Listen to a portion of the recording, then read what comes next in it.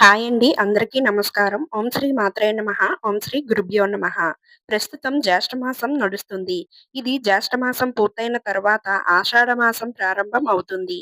ఈ 2026 సంవత్సరంలో జూన్ 15 నుండి ఆషాఢ మాసం ప్రారంభమై ఆగస్టు 12 వరకు ఆషాఢ మాసం ఉంటుంది. ఈ ఆషాఢ మాసంలోనే గురుమౌఢ్యమి ఏర్పడుతుంది. కాబట్టి ఈ నెల రోజులు శుభకార్యాలు చేయడానికి ఎలాంటి శుభముహూర్తాలు ఉండవు. కాబట్టి ఈ ఆషాఢ మాసం రాకముందే మీ ఇంట్లో ఏమైనా చిన్న చిన్న శుభకార్యాలు ఉంటే ముందుగానే వాటిని నిర్వహించుకోండి.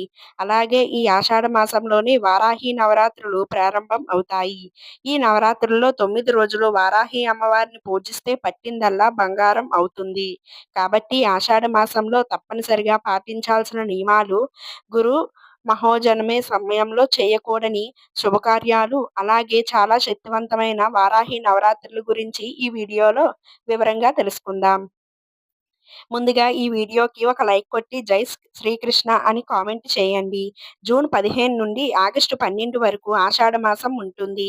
ఈ ఆషాఢ మాసంలో ఎలాంటి శుభకార్యాలు చేయకూడదు. ముఖ్యంగా వివాహాది శుభకార్యాలు, గృహప్రవేశాలు అస్సలు చేయకూడదు. అలాగే కొత్తగా పెళ్ళైన దంపతులు ఈ ఆషాఢ మాసంలో కాపురం చేయకూడదు. కాబట్టి ఆషాఢ మాసంలో ఈ భార్యాభర్తలు బ్రహ్మచర్యం పాటించాలి.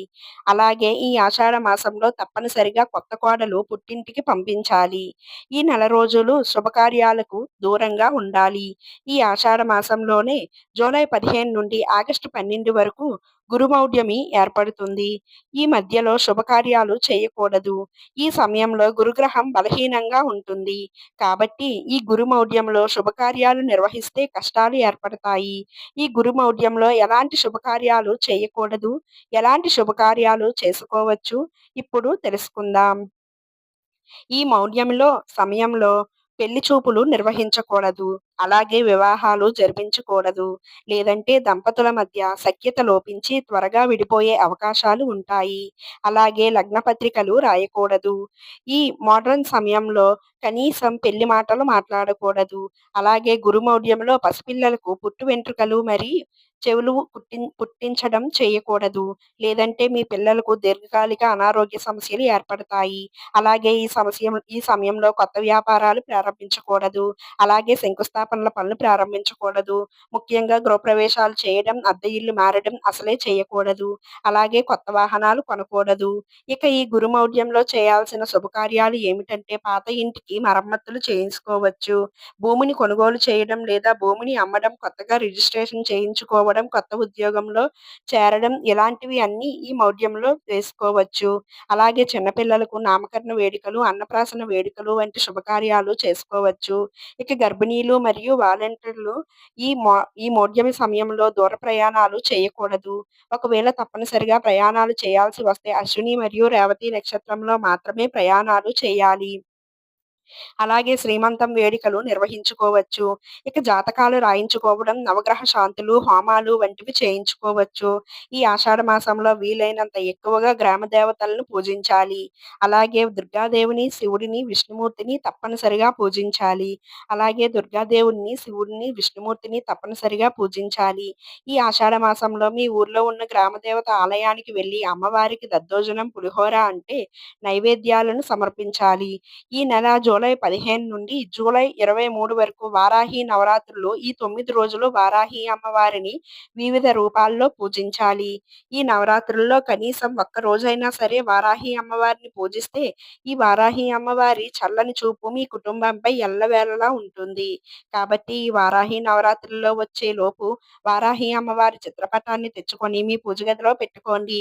ఈ నవరాత్రులు 9 రోజులు సాయంత్రం 6 గంటల నుండి 9 గంటల మధ్యలోనే వారాహి అమ్మవారిని పూజించుకోవాలి. లలితాదేవి సైన్యానికి సేనాధిపతి అయిన శ్రీ వారాహి అమ్మవారిని ఆరాధించడం ద్వారా శత్రుబాధలు తొలగి సకల ఐశ్వర్యాలు రక్షణ కలుగుతుందని నమ్మకం. ఈ వారాహి నవరాత్రుల్లో మీ పూజ గదిలో కలశాన్ని ఏర్పాటు చేసే అమ్మవారిని పూజించాలి. అమ్మవారికి వివిధ నైవేద్యాలు నివేదించాలి. ఈ నవరాత్రుల్లో వారాహి అష్టోత్తరం, దేవి గర్గమాల లేదా లలితా సహస్రనామ పఠనం చేయాలి. మొదటి రోజు వారాహి అమ్మవారి ఫోటోను ఎక్కడ పెడతారో ఈ 9 రోజుల పాటు అమ్మవారి ఫోటోను అక్కడి నుండి మార్చకూడదు. కనీసం కదపకూడదు. మొదటి రోజు పెట్టిన దీపం 9 రోజుల పాటు వెలుగుతూ ఉండాలి. అంటే అఖండ దీపం పెట్టి జాగ్రత్తగా చూసుకోవాలి. అయితే అఖండ దీపం వెలిగించలేని వారు నిత్య దీపారాధన చేసుకోండి సరిపోతుంది. ఉదయం నుంచి సాయంత్రం వరకు ఉపవాసం ఉండి, సాయంత్రం దీపారాధన తరువాత అమ్మవారికి నివేదించిన నైవేద్యాన్ని ఆహారంగా సేవించండి. జూలై 15వ తేదీన వారాహి అమ్మవారిని శైలపుత్రికగా పూజించాలి.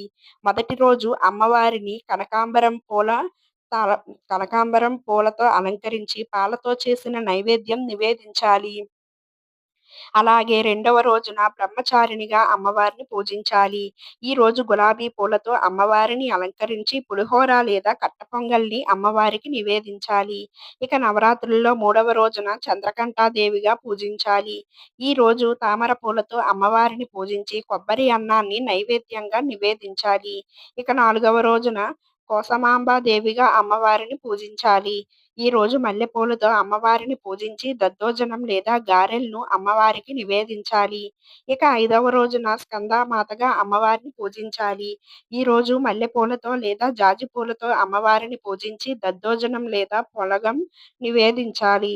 ఇక ఆరవ రోజున అమ్మవారిని కాత్యాయని దేవిగా పూజించాలి.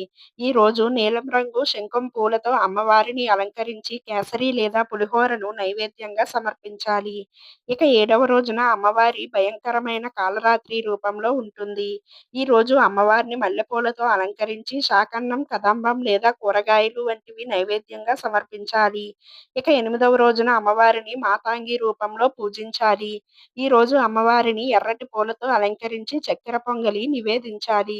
ఇక చివరగా తొమ్మిదవ రోజున అమ్మవారిని సిద్ధదాత్రి రూపంలో అమ్మవారిని పూజించాలి.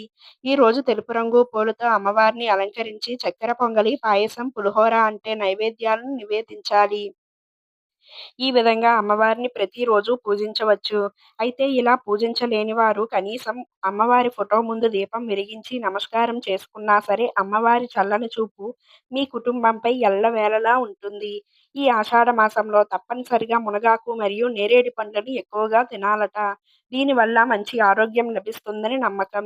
ఋతువులు మారుతున్న ఈ సమయంలో మన శరీరంలో ఎన్నో మార్పులు జరుగుతాయి. కాబట్టి మునగాకుతో తెలగపిండి, నేరేడు పండ్లు ఎలాంటి ఆహారాన్ని ఎక్కువ తినాలని పెద్దలు సూచిస్తున్నారు. అలాగే ఈ ఆషాఢ మాసంలో ఆకుకూరలు, బెండకాయలు, వెల్లుల్లి వంటి ఆహార పదార్థాలకు దూరంగా ఉండాలి. ఇక ఆడపిల్లలు తప్పనిసరిగా ఈ ఆషాఢంలో గోరింటాకు పెట్టుకోవాలి. ఎండాకాలం నుంచి వర్షాకాలంలోకి అడుగు పెడుతున్నప్పుడు మన శరీరంలో వేడి పెరుగుతుంది. కాబట్టి ఆషాఢంలో గోరింటాకు పెట్టుకుంటే శరీరంలో ఉండే వేడిని మొత్తం గోరింటాకు తీసేస్తుంది. ఇలా గోరింటాకు పెట్టుకోవడం వల్ల రోగనిరోధక శక్తి పెరుగుతుంది. అలాగే ఆడవారికి ఉండే గర్భాశయ సమస్యలు కూడా తొలగిపోతాయి. ఆడవాళ్లే కాకుండా మగవాళ్ళు కూడా గోరింటాకు పెట్టుకోవచ్చు. ఇక ఈ ఆషాఢ మాసంలో వచ్చే శుక్రవారం ఉంటుంది. ప్రతి శుక్రవారం లక్ష్మీదేవిని పూజిస్తే అష్టైశ్వర్యాలు, సిరి సంపదలు కలిసి వస్తాయి. ప్రతి శుక్రవారం స్త్రీలు ఎరుపు రంగు వస్త్రాలు ధరించి గులాబీ పూలతో లక్ష్మీదేవిని అలంకరించి ఆవు నెయ్యితో దీపారాధన చేయండి. ఈ ఆషాఢ మాసంలో అమ్మవారి శక్తులు భూమిపై ఎక్కువగా ఉంటాయట. ఈ ఆషాఢ మాసంలో స్త్రీ యంత్రాన్ని మీ ఇంటికి తెచ్చుకొని పూజ గదిలో పెట్టుకుంటే ఎన్ని సమస్యలు ఉన్నా వెంటనే పరిష్కారం అవుతాయి. అలాగే ఎంతో పవిత్రమైన ఈ ఆషాఢ మాసంలో ప్రతి మంగళవారం రాహుకాల సమయంలో దుర్గాదేవి ఆలయంలో నిమ్మకాయ దీపాలు వెలిగిస్తే చాలా మంచిది. ఈ వీడియో గనక మీకు నచ్చినట్లయితే ఒక లైక్ చేసి మీ ఫ్రెండ్స్‌కి షేర్ చేయండి. అలాగే జై శ్రీరామ్ అని ఒక చిన్న కామెంట్ పెట్టి ఇలాంటి మా కొత్త వీడియోస్ అనేది మీ వరకు చేరాలంటే మా ఛానల్‌ను సబ్స్క్రైబ్ చేసుకోవడం మాత్రం మర్చిపోకండి. ధన్యవాదములు.